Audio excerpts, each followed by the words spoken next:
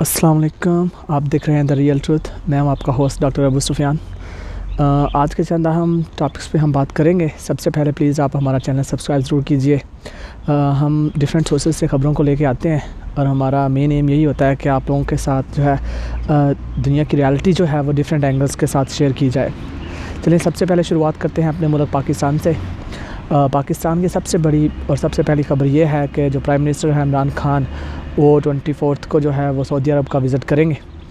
और ये पहले ये डेट फाइनल नहीं थी। अभी पीएम हाउस ने अभी इस चीज़ को जो है कहा है कि this is final date now and prime minister is going to visit Saudi Arabia.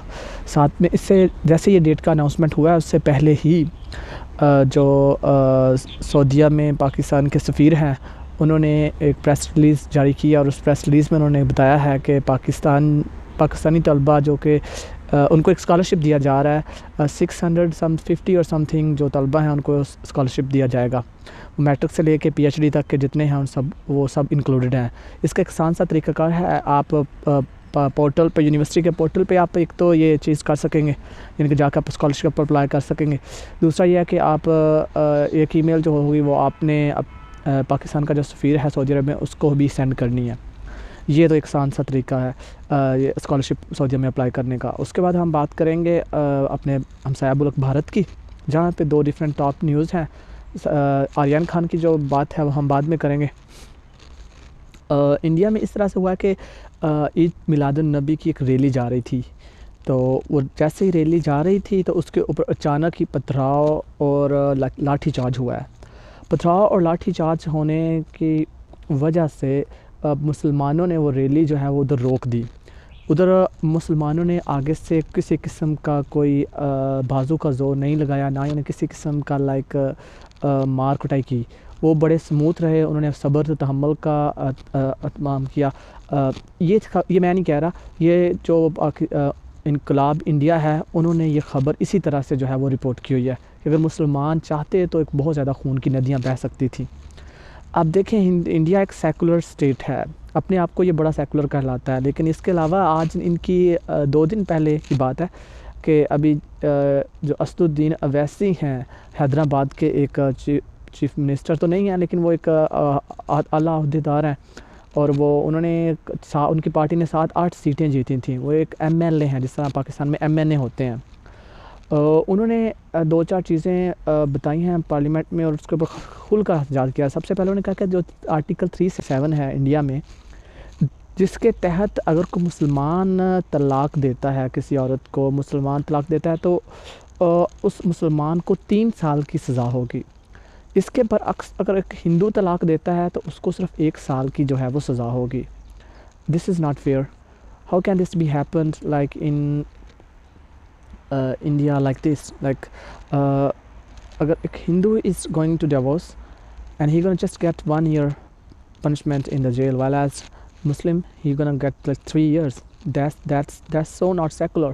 अच्छा, यही नहीं, इसके अलावा उन्होंने कहा कि आपने गेइज़्म की मंजूरी दे दी है, ठीक है, आपने male and female can marry to male marry and female marry, and this is really irrelevant कि अगर इस तरह से हो रहा है तो this is not a secular state any more. I mean you just trying to pin out the Muslimism. अच्छा, इंडिया को पाकिस्तान पे भी आजकल बड़ा गुस्सा है क्योंकि हमने उनके आप दोस्त पकड़ लिया, ठीक है, आप दोस्त तो हमने पकड़ लिया, वो कह रहे हैं कि हमने सर्जिकल स्ट्राइक करनी है, ठीक है, मोस्ट वेलकम, आप ज़रूर करें सर्जिकल स्ट्राइक, ठीक है, लेकिन याद रखिएगा लास्ट टाइम हमने अभिनंदन को छोड़ दिया था, इस दफ़ा टी तो फंटेस्टिक होगी, साथ में हम गोलगप्पे भी खिला के भेजेंगे। बहरहाल देखते हैं कि क्या होता है। इंडिया को गुस्सा क्यों है ज़्यादा? क्योंकि इन्होंने लद्दाख वाली साइड में चाइना ने थोड़ा कब्ज़ा किया हुआ है इनके ऊपर। चाइनीज़ मीडिया के मुताबिक उन्होंने कोई कब्ज़ा नहीं किया, उनके अपने एक इलाके हैं कि भाई हम अपने इलाकों में हैं, हम किसी के इलाके में नहीं हैं, बिकॉज चाइनीज़ मीडिया के, चाइना डेली के या बाकियों के मुताबिक। लेकिन दूसरी तरफ जो इंडियन मीडिया है वो कहता है कि इन्होंने हमारे इलाके पर कब्ज़ा किया और उन्होंने बहुत ज़्यादा जो है ना हैवी मशीनरी, एयरक्राफ्ट और बहुत ज़्यादा किस्म के मिसाइल वहाँ पे तैनात किए हैं।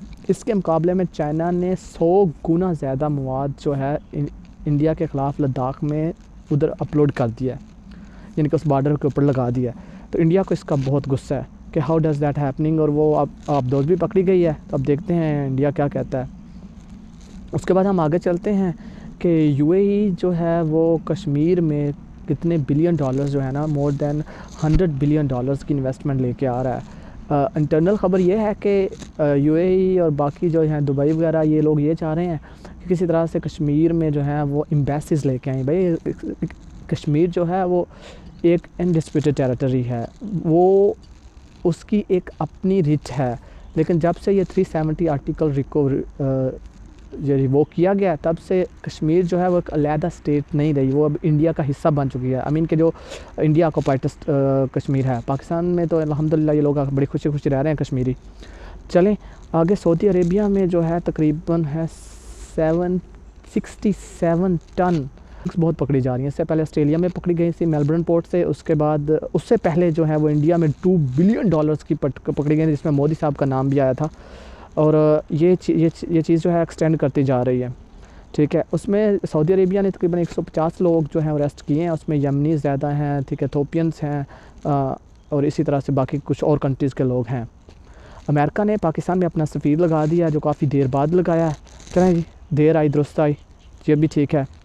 سب سے I24 جو کہ اسرائیل کا ایک نیوز چینل ہے، اس نے ایک سروے کروایا، اور اس کے مطابق انہوں نے اپنی لوگوں کا سروے کروایا، اور اس میں انہوں نے بتایا ہے کہ جو اسرائیلی ہیں وہ جو بائیڈن امریکن جو پریزیڈنٹ ہے اس کی بنسبت ڈونلڈ ٹرمپ کو زیادہ پسند کرتے تھے۔ جو بائیڈن کی جو پالیسیاں ہیں وہ اسرائیل کے مفاد میں تھوڑی کم ہیں، بقول I24 کے سروے کے مطابق۔